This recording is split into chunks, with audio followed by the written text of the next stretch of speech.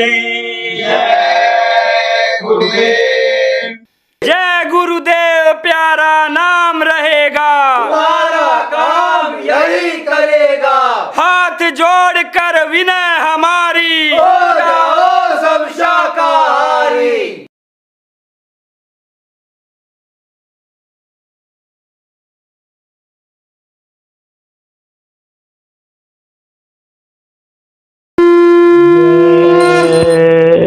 गुरुदेव उदार की है शक्ति अपार, गुरुदेव तुम्हारे हाथों में पतितों का भी होता सुधार, सरकार तुम्हारे हाथों में।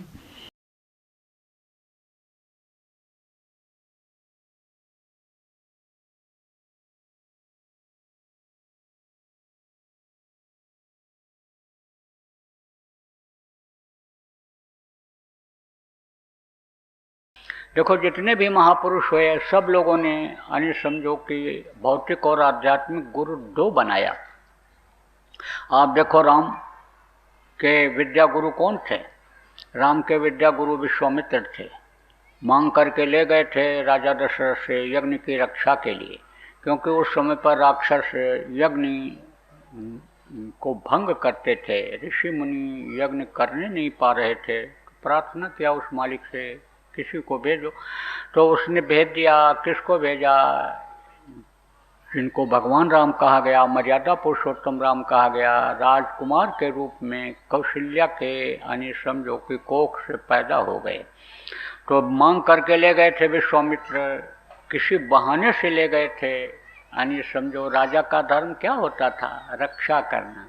राजा भक्षक नहीं होते थे, राजा रक्षक होते थे, प्रजा का पालन करते थे। प्रजा में भी ये भी थे।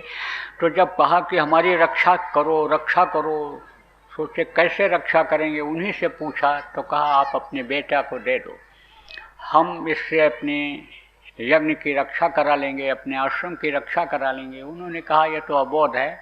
बोले ज्ञान तो हम करा देंगे, वो चीज़ तो हमारे पास है। उनको ये विश्वास था कि जो चीज़ हमारे पास नहीं है वो इनके पास होगी, संतों के पास रहती है वो चीज़, जो राजाओं के पास नहीं रहती है, दुनिया वालों के पास जो चीज़ नहीं रहती है, जो शक्ति नहीं रहती है, जो पावर नहीं रहती है, वो संतों के पास रहती है।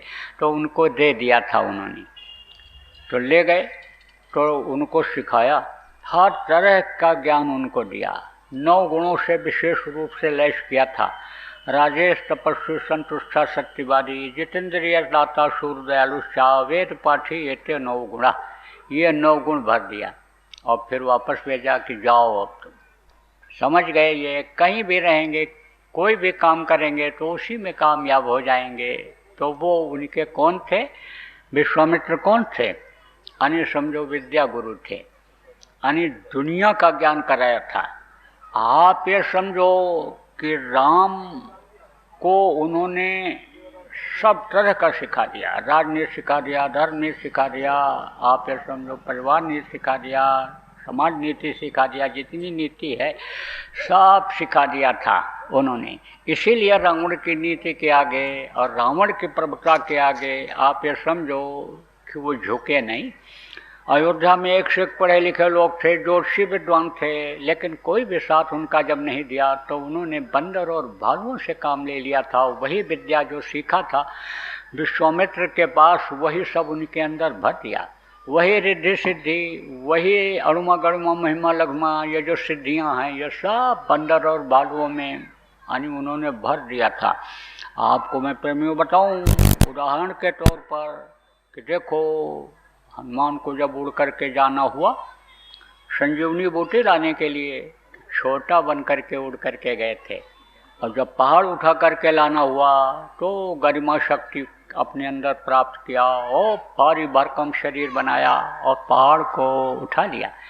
फिर जब आना हुआ तब फिर वही अणुमा शक्ति छोटा बन गए और पहाड़ को ले करके उड़ करके और आ गए थे। तो यह सब उनके अंदर भर दिया था और उसी के द्वारा उन्होंने रावण जैसे पराक्रमी, जिसके सामने बड़े बड़े देवता टिकते नहीं थे, मार गिराया था, धर्म की स्थापना कर दी थी।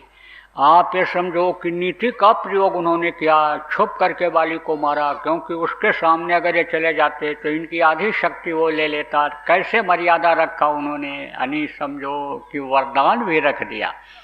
आप ये समझो वरदान भी रख दिया, उनका जो मिला था उसको वरदान वो भी रख दिया और दुष्ट का संहार भी कर दिया। एक बार तो ऐसा भी हुआ था जब रावण को मारने को था, फेल हो रहे थे, तो उस समय पर जो परशुराम जी थे अवतार वो भी थे, राम से ज़्यादा शक्तिशाली अवतार था उनका, उनसे 2 कला उन्होंने यानी प्रार्थना करके मांगा था, तब रावण का विनाश किया। तो मैं आपको ये बता रहा था कि वो जो राम के गुरु थे यानी समझो 2 थे, एक ये विद्या गुरु थे और आध्यात्मिक गुरु वशिष्ठ जी थे। आप समझो कि रावण को यानी मारने में यह विश्वामित्र की विद्या से यानी समझो अक्षम रहे, तभी तो उन्होंने 2 कला मांगा उनसे, किससे, परशुराम जी से। लेकिन आप ये समझो कि दया किससे लेकर के मारा था और दया किसकी बराबर बनी रही, आध्यात्मिक गुरु वशिष्ठ की बनी रही। उदाहरण मिलता है, जब मार करके आए थे वापस अयोध्या जब लौटे तो माता कौशल्या को भ्रम हो गया, कितने बड़े रावण को कैसे मार सका छोटा सा बच्चा, कहीं झूठ तो नहीं बोल रहा है। कहा अति सुकुमार युगुल मेरे बारे, कौन भांति लंका पच मारी।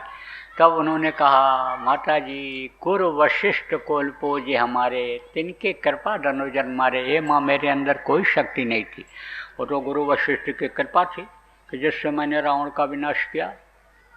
अब आपको समझने की जरूरत है प्रेमियों कि कृष्ण के भी 2 गुरु थे, एक विद्या गुरु थे और एक आध्यात्मिक गुरु थे।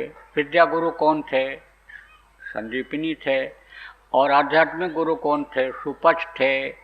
आप ये समझो कि संतों की दया बराबर सभी जीवों पर हुआ करती है, और संत जो होते हैं सत्पुरुष के तदरूप हुआ करते हैं। इसीलिए तो कहा बंदो संत समान चित हित न हित न कोई, अंजुल गर सुमंजुन समुद्र कर दो।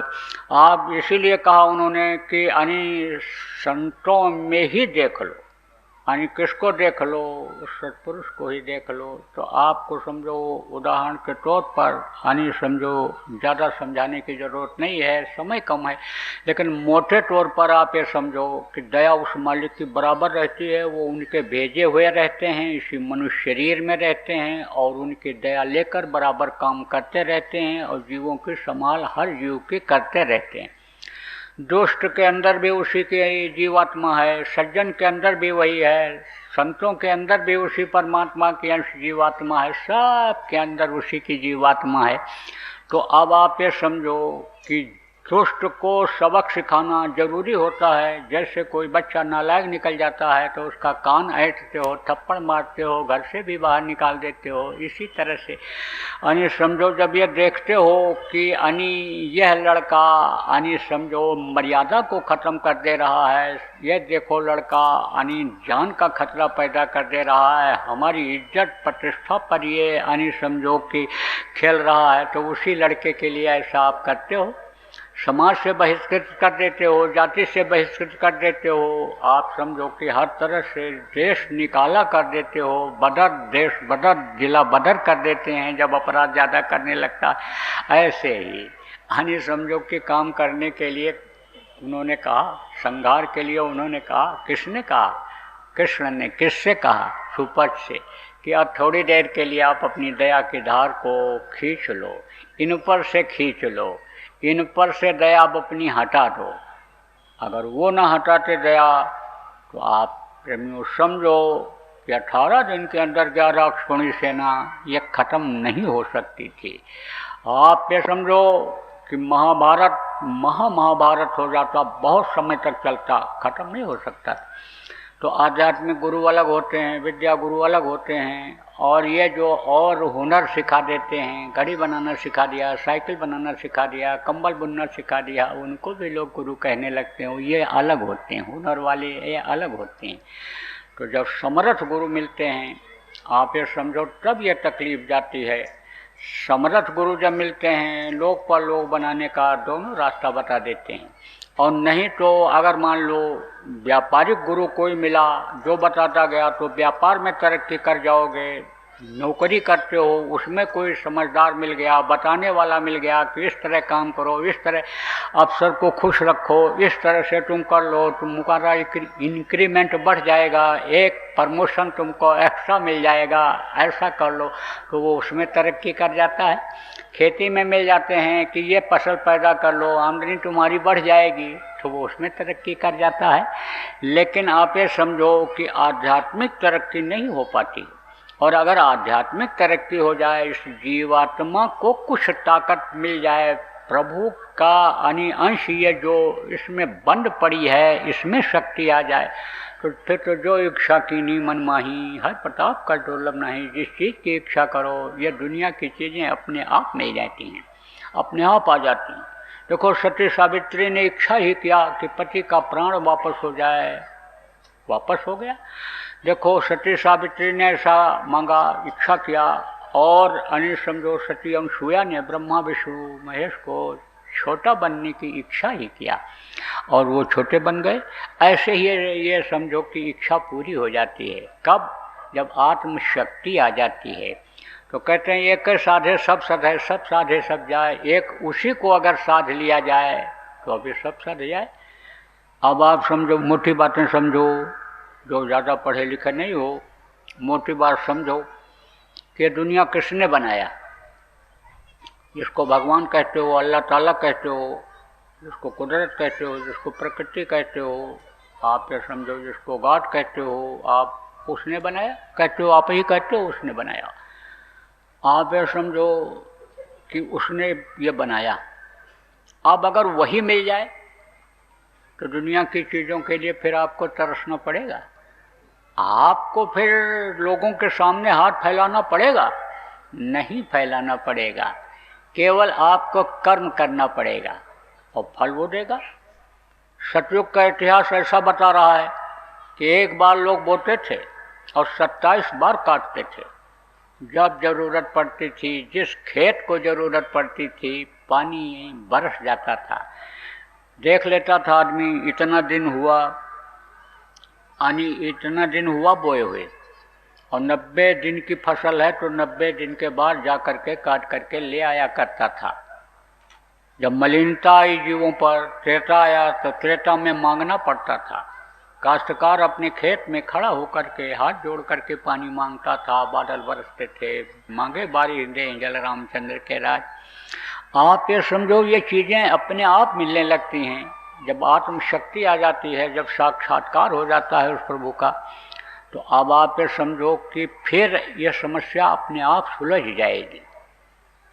अब आपको ये भी कहा जाए कि भगवान आपको मिल जाएंगे और भगवान आपके साथ 24 घंटा रहेंगे, लेकिन खाने को नहीं मिलेगा, तो कहोगे भाई हमको भगवान नहीं चाहिए, हमारा तो पेट भरना चाहिए। कौन कहेगा? वो लोग कहेंगे जो दिन रात खाने के लिए ही दौड़ते रहते हैं, पेट के लिए ही दौड़ते रहते हैं। उनको और कोई जानकारी नहीं है बहुत से लोगों को कि कुछ और भी इस मनुष्य शरीर से करना चाहिए। वो तो जैसे पशु अपने चरने के लिए, खाने के लिए दौड़ते हैं, ऐसे जैसे वो जब यानी समझो इच्छा होती है तो बच्चा पैदा कर लेते हैं। इन्हीं कामों में लोग लगे हुए हैं। तो वो तो कहेंगे हमको भगवान नहीं चाहिए, हमको तो धन चाहिए, हमको तो पुत्र परिवार चाहिए, हमको तो मान सम्मान चाहिए, हमको तो बढ़िया खाने को चाहिए, बढ़िया घर में रहना चाहिए। रखो अपने भगवान को। लेकिन आप धार्मिक हो, धर्म कर्म का संदेश सुनने के लिए आए हो। धर्म तो वास्तव में एक ही है, मानव धर्म है, लेकिन आप किसी भी धर्म से जो शाखाएं उसकी लोगों ने बना लिया, आप ये समझो उस शाखा में हो किसी भी मानने वाले को हो, चाहे हिंदू, चाहे मुसलमान, चाहे सिख, ईसाई, ये मुख्य धर्म जो 4 हैं, किसी के भी मानने वाले हो। अब तो इनकी भी बहुत शाखाएं हो गई। अब तो जगह जगह देवता प्रकट हो गए, मिट्टी और पत्थर को भी इकट्ठा करके और समझो देवता को प्रकट कर दे रहे हैं। पेड़ पौधे में भी भगवान को बताने लगे, ये भी भगवान, वो भी भगवान, बहुत से हो। पहले ऐसा नहीं था, एक ही था, फिर ये 4 बनी। तो आप कोई भी धर्म के मानने वाले हो, आप ये समझो, हम तो आपको धार्मिक मानते हैं क्योंकि आप संदेश को सुनने के लिए आए हो। तो आप समझो ये प्रेमियों कि आप धार्मिक हो, तो आपसे कहा जाए कि भगवान आपको दिया जा रहा है, भगवान दिए जा रहे हैं, लेकिन खाने को नहीं मिलेगा, तो आप क्या बोलोगे? अरे भगवान से ही कह दो पहले मेरा पेट भर दें, तब हमको भगवान भी अच्छे लगेंगे। भूखे भजन न होए भुआला, लियो भुआल कंठी माला। कह दिया जाए कि आप पड़े रहोगे चारपाई पर, उठ बैठ नहीं सकते हो, लेकिन विष्णु भगवान पंखा झलते रहें, मोहम्मद साहब सिराने बैठे रहें, वो नानक साहब, गुरु साहबान, ये जो 10 हुए जिनको भी आप मानते हो, सिख संप्रदाय के हो, आपको कह दिया जाए कि इनको बैठा दिया जाएगा, ये पंखा जलते रहेंगे, सेवा करते रहेंगे, लेकिन उठ बैठ नहीं सकते हो। तो आप तो कहोगे भाई इन्हीं से कह दो हमको स्वस्थ कर दें, हम चलने फिरने लायक हो जाएं, तो हम तो इन्हीं की सेवा करेंगे, हम भगवान से सेवा नहीं करवाना चाहते। कह दिया जाए आपका अपमान कर दिया जा रहा है, निंदा कर दी जा रही है, समाज में रहने लायक नहीं रह जाओगे आप, लेकिन भगवान आपके साथ 24 घंटा रहेंगे, गुरु साहबान रहेंगे, हुजूर साहब आपके साथ रहेंगे, तो कहोगे नहीं नहीं नहीं, जब तक हम रहें इज्जत के साथ रहें, सम्मान के साथ रहें। भगवान से ही कह दो, इन्हीं गुरु साहबान से कह दो, इन्हीं यानी समझो हुजूर साहब से कह दो कि हमको इज्जत के साथ रखें, तो वो भी ज़रूरी है।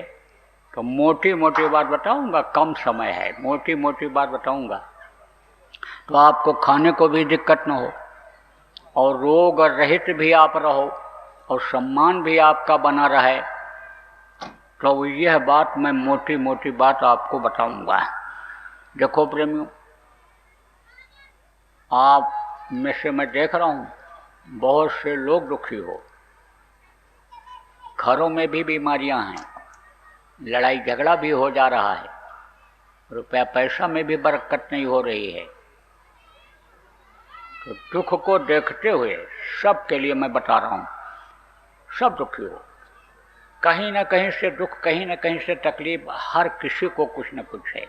किसी को शारीरिक है, किसी को आर्थिक है, किसी को मानसिक है, तकलीफ सबको यानी झलक रहा है, सब में झलक रहा है। तो अब यह दूर हो जाए, कैसे दूर होगा? देखो, जिनको शारीरिक कष्ट है, आप लोग कुछ तो कष्ट यानी मौसम के बदलाव से प्राप्त कर लेते हो। जब मौसम बदलता है और सावधानी नहीं रखते हो, जैसे ठंडी में गला बंद रखना चाहिए, पैरों में ठंडी न लगना चाहिए, आप ये समझो कि सीने में ठंडी न लगना चाहिए, तो कपड़ा नहीं पहनते हो, ध्यान नहीं देते हो, तो वो ध्यान रखने की ज़रूरत है।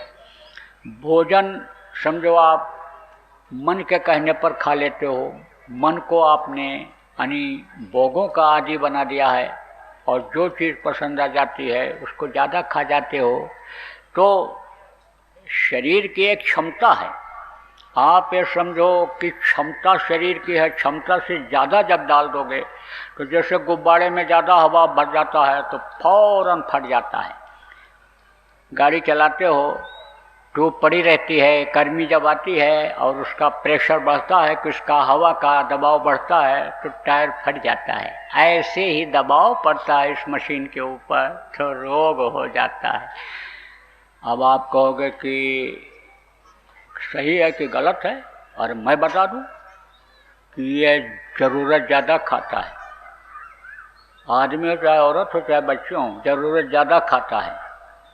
पानी समझ जो मन में आता है वही खाता है, जो अच्छा लगता है वही खाता है, बाकी फेंक देता है, जो मन में आता है वही करता है।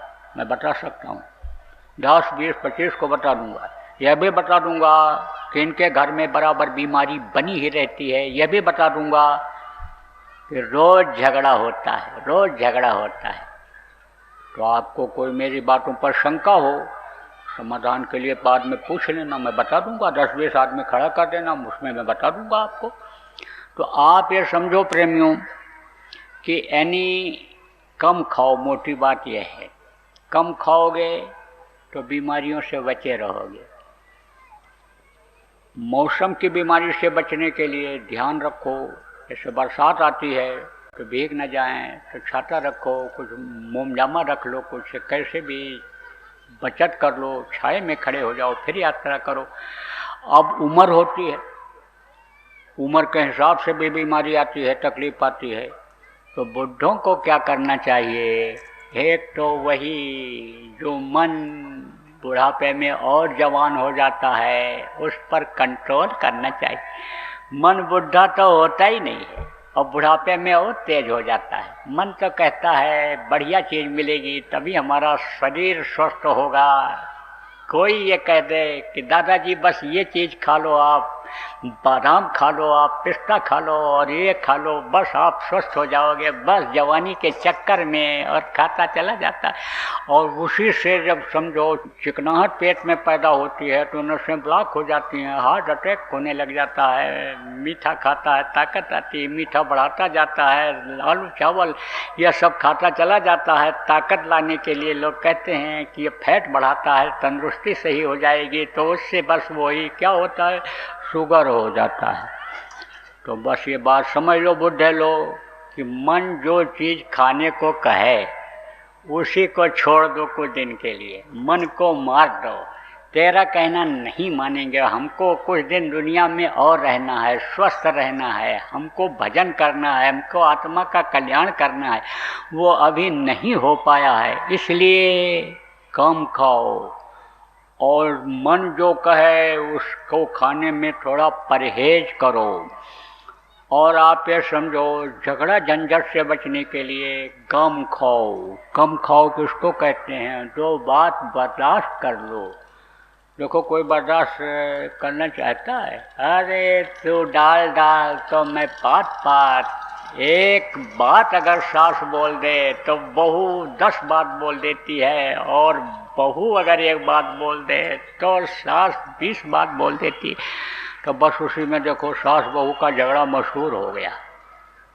कभी कभी ऐसा भी होता है कि भाई भाई में नहीं पड़ती है, कभी बाप बेटे में किसी घर में नहीं पड़ती है, कुछ कुछ लगा रहता है, लड़ाई झगड़ा लगा रहता है। कभी ऐसी भी स्थिति हो जाती है कि आप ये समझो बर्दाश्त से बाहर हो जाता है। तो देखो यह जो मर्ज आ गया घरों में, यानी आप बात को मानोगे नहीं और बातों को मानोगे नहीं, बताया जाएगा वैसा करोगे नहीं, तो यह मर्ज जल्दी जाएगा नहीं।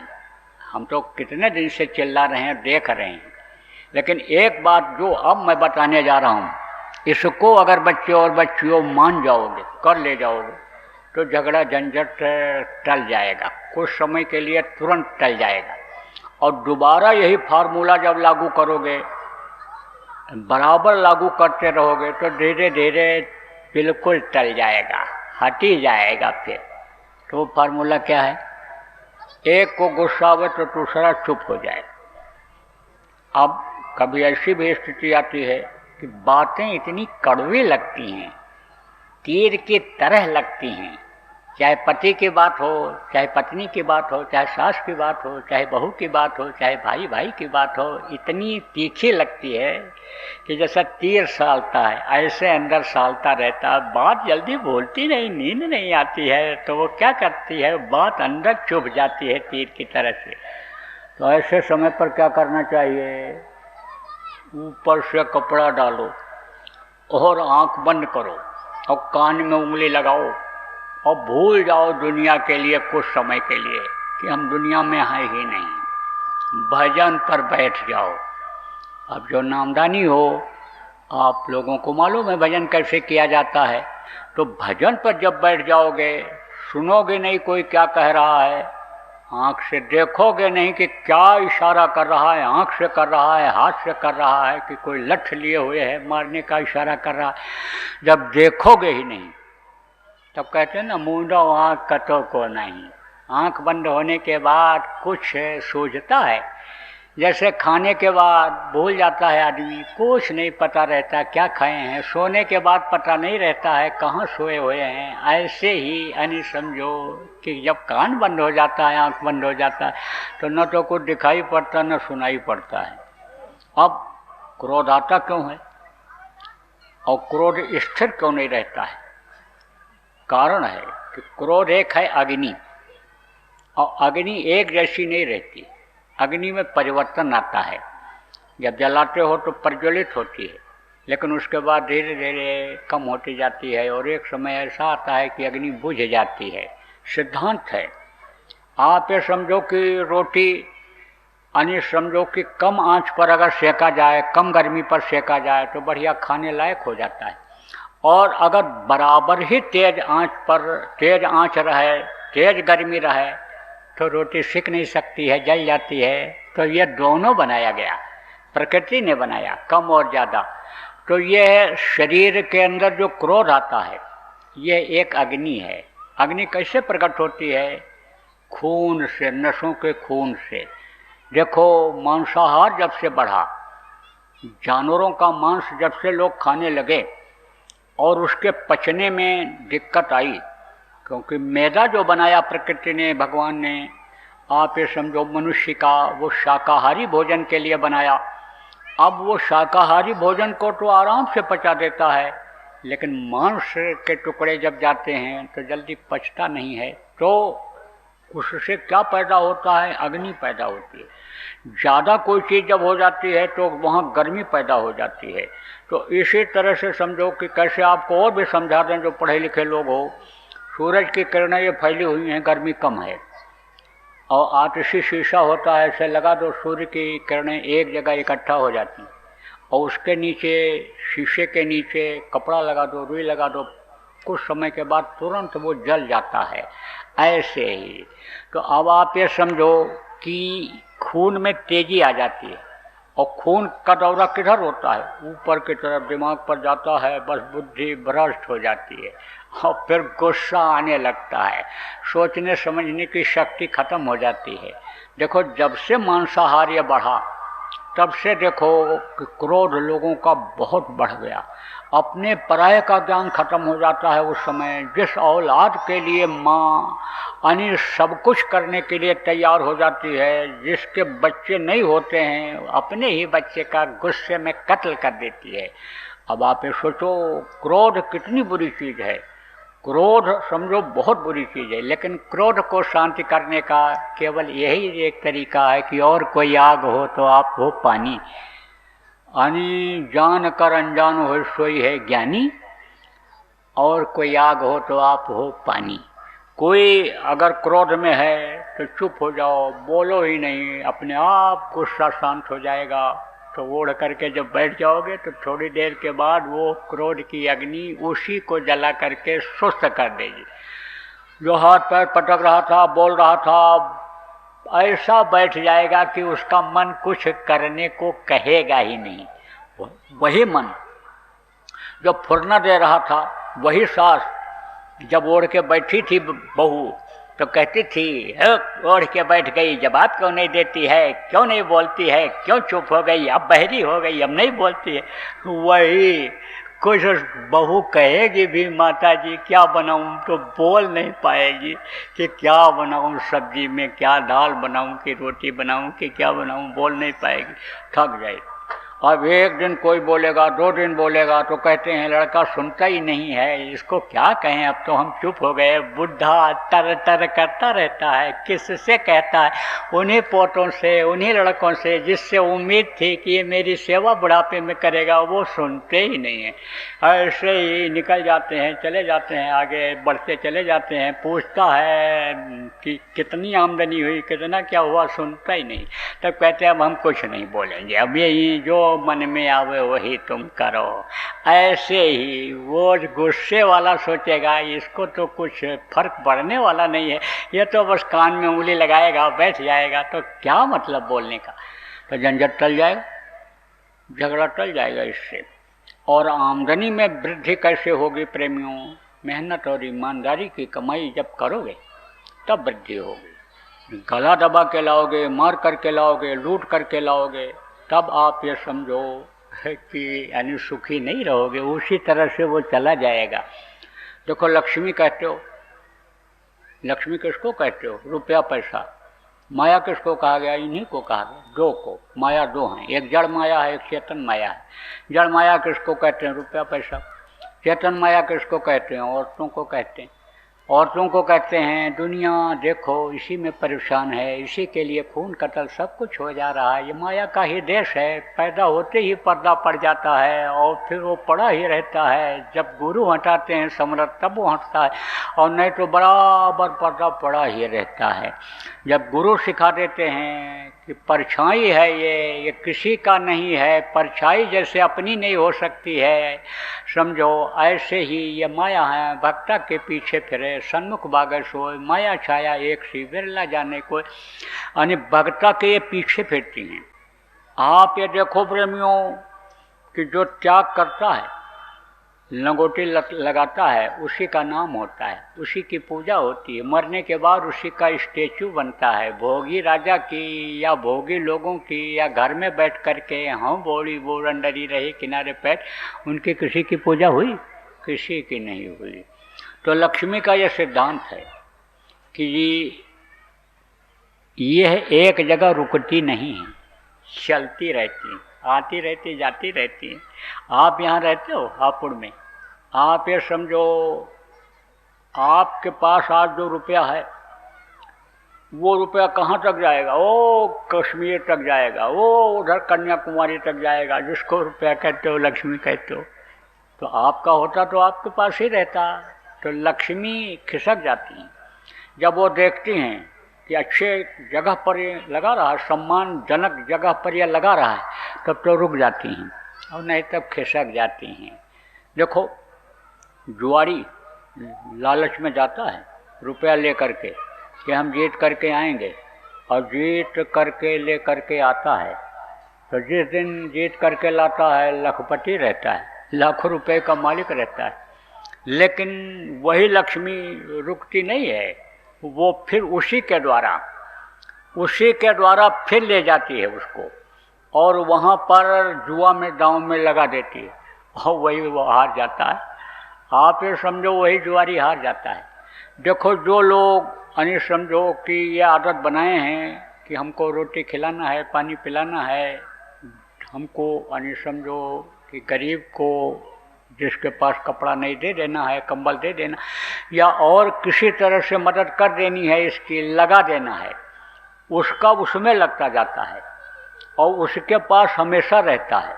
न भी रहे तो भी उसका जो संकल्प होता है वो संकल्प पूरा होता रहता है। बहुत से लोग देखो प्रेमियों, हमारे प्रेमी हैं, उदाहरण के तौर पर याद दिलाऊं, जो लगातार जिलों में भंडारा चलाते हैं। जितने तीर्थ स्थान हैं, जितने धार्मिक स्थान हैं, सब जगह पर लोगों ने लंगर जिसको कहते हो, भंडारा जिसको कहते हो, ये समझो चलाना शुरू कर दिया। अब इधर कंबल देखो बट रहा है, यानी समझो कई हजार कंबलों का लोगों ने यानी वो मंगा लिया, और जगह जगह बंटवा रहे हैं लोगों को। ऐसे लोगों को दे रहे हैं कि जिनके पास वास्तव में नहीं है, जिनको गरीब कहते हैं, यानी जिनके पास नहीं है। गरीब दो तरह के होते हैं, एक करोड़पति के यहाँ नौकरी करने वाला, काम करने वाला गरीब होता है, और एक ऐसा होता है दिन में कमाओ रात को खाओ, बचा न पाओ कि कपड़ा बनवा लो और ओढ़ना खरीद लो, बिछाने का खरीद लो, वो ज़्यादा गरीब होता है। तो वो ऐसी जगह पर खर्च कर रहे हैं और रहता नहीं है उनके पास। लेकिन पूरा ऐसे पड़ता चला जाता है कि इन प्रेमियों में ही पूछोगे तो निकल आएंगे। प्रेमियों आप हिम्मत बराबर किया रहना और आगे बढ़ते रहना, इसी तरह से पैसे की कमी नहीं होने पाएगी। जय गुरुदेव। अभी आपने बाबा उमाकांत जी महाराज के सत्संग को सुना। बाबा जी अन्य किसी से चंदा न लेकर अपने प्रेमियों के सहयोग से देश विदेश में तमाम जनहित के काम करते हुए सभी तरह की तकलीफ़ों को दूर करने व प्रभु के मिलने का उपाय बताते हैं। आप इस जीवन के इस बचे हुए समय में समय निकालकर बाबा जी से ज़रूर मिलिएगा। आपके सुझाव के लिए व्हाट्सएप नंबर 9575600700। जय गुरुदेव, जय गुरुदेव।